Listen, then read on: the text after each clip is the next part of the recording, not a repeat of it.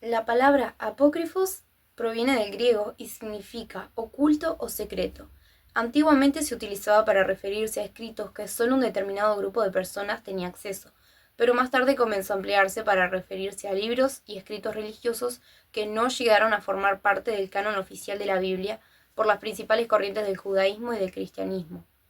Fueron descartados por la Iglesia primitiva, ya que no se consideraban divinamente inspirados, porque contradecían las Escrituras y porque nos mostraban una personalidad de Jesús muy diferente a la de los cuatro evangelios. Además, se solían atribuir estos libros a personajes bíblicos que existieron hace muchísimo tiempo atrás.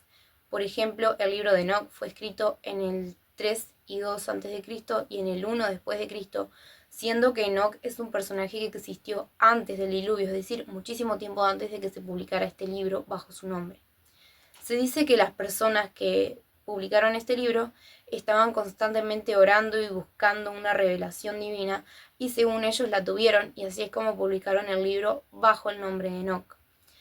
Esto era algo muy común de aquella época, elegir un personaje importante de la Biblia y publicar un libro bajo su nombre. Esto se le conoce como pseudoepígrafo. De Enoch no se sabe mucho, pero era un personaje relevante para la cultura porque es un hombre que jamás murió. La Biblia dice que Dios se lo llevó directamente porque era un hombre muy justo. Lo único que se habla de él en el Antiguo Testamento se encuentra en Génesis 5, que es una lista genealógica de las personas que existieron antes del diluvio, desde el versículo 18 al 24, pero en esta ocasión solo voy a leer el 23 y el 24. Dice: Enoc vivió en total 365 años. Siguió siempre los caminos de Dios y luego desapareció porque Dios se lo llevó. Y la única mención de él que se hace en el Nuevo Testamento se encuentra en Hebreos 11:5. Dice: Por la fe, Enoc fue llevado al cielo sin pasar por la muerte. Nadie pudo encontrarlo porque Dios se lo llevó, y de él atestigua la Escritura que antes de ser llevado fue agradable a Dios. Y este es otro motivo por el cual fueron rechazados estos libros apócrifos, porque como acabamos de ver, muchos libros del Nuevo Testamento hacen referencias a libros del Antiguo Testamento, y ningún libro del Nuevo Testamento ha hecho referencia a alguno de estos libros apócrifos. También se dice que eran demasiado exagerados y fantasiosos y que no mantenían el mismo tono serio y teológico que los libros que sí forman parte del canon. El principal propósito de estos libros, en realidad, era responder a las preguntas que habían surgido en cada época, es decir, satisfacer nuestras dudas y completar esas líneas de tiempo que no se nos dieron a conocer, es decir, llenar huecos que habían quedado en la historia. Por ejemplo, la infancia de Jesús, que no sabemos mucho sobre eso, la vida de Adán y Eva después de ser expulsados del jardín del Edén, el descenso de Jesús a los infiernos, entre otras tantas cosas que quisiéramos y no podemos saber. En otras palabras, estos libros buscaban satisfacer nuestras dudas y nuestras necesidades humanas, por ejemplo, nuestro propio sentido de justicia, porque hay un libro apócrifo que relata cómo alguien se convierte al cristianismo y va a vengar la muerte de Jesús después de que Jesús es sepultado. Sin embargo, no todos son tan fantasiosos o extraños, y muchas corrientes sí aceptaron algunos de estos libros. Por ejemplo, el libro de Tobías, de Judith, de Baruch, Eclesiástico, Sabiduría, Primera y Segunda de Macabeos, y algunos fragmentos adicionales del libro de Esther y Daniel sí fueron aceptados en el canon oficial de la Iglesia Católica. Ellos lo llaman libros deuterocanónicos, que esto quiere decir segundo canon. Y estos mismos libros forman parte también de la tradición judía. Ellos los llaman Sefarim Shitzonim, que quiere decir libros externos. Forman parte de la tradición judía, pero no de la Biblia hebrea, son cosas diferentes. Y por esta razón la Iglesia Evangélica no acepta estos libros, porque la Iglesia Evangélica se basa en la Biblia hebrea, sigue todo sobre la Biblia hebrea y es la principal fuente de origen y de información, y como la Biblia hebrea no los acepta, pues la Iglesia Evangélica tampoco. Además se desconocen sus autores, la fecha y el lugar en que fueron escritos, y todo esto hace que sea dudosa su veracidad.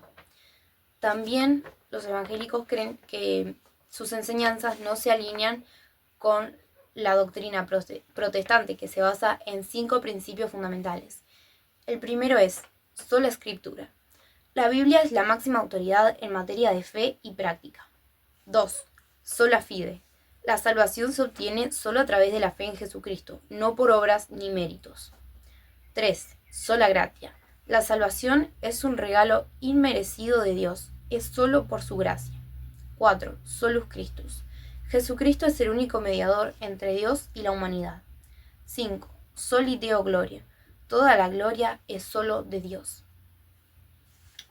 Y bueno, a continuación les voy a compartir una lista de los apócrifos del Antiguo Testamento y las corrientes que sí aceptaron estos libros.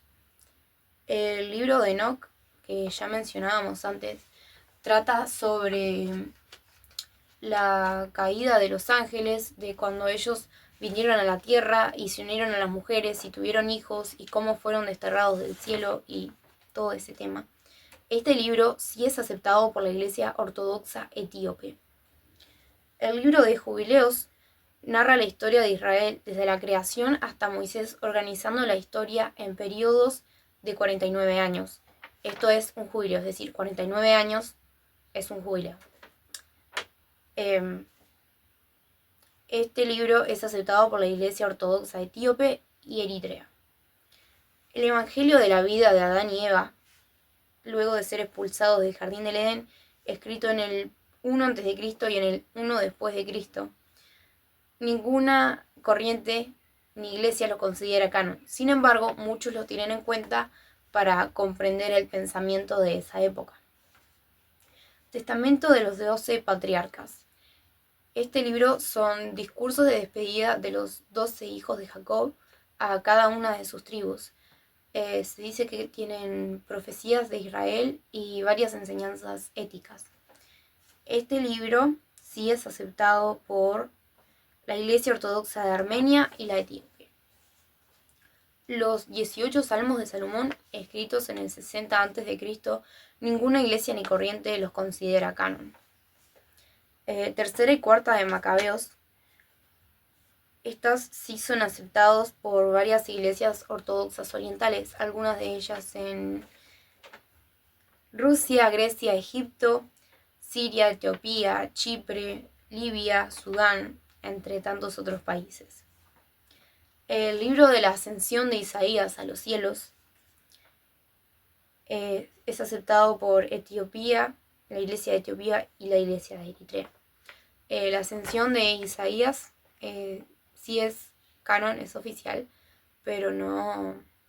Este libro es mucho más complejo, relata más todo con detalles y cosas que suenan un poco inciertas.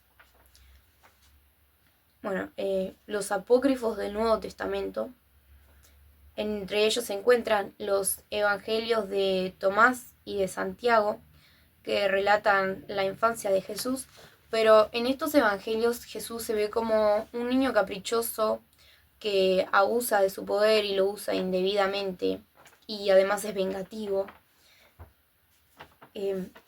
Evangelios gnósticos.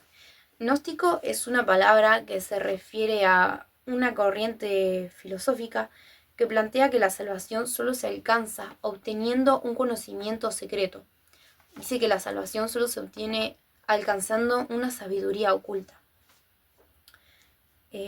Hechos y Apocalipsis de Pedro. Evangelio de Nicodemo, que relata el descenso de Jesús a los infiernos. Tercera de Corintios.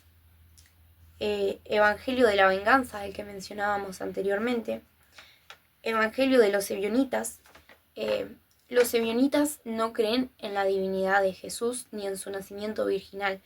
Ellos dicen que Jesús fue un hombre como cualquier otro de nosotros, que no era hijo de Dios, sino que fue adoptado por Dios a través del bautismo. Es decir, no era hijo de Dios, pero en el momento en que Jesús se bautiza, ahí Dios lo adopta y le da autoridad para hablar y hacer todas esas cosas que él hacía.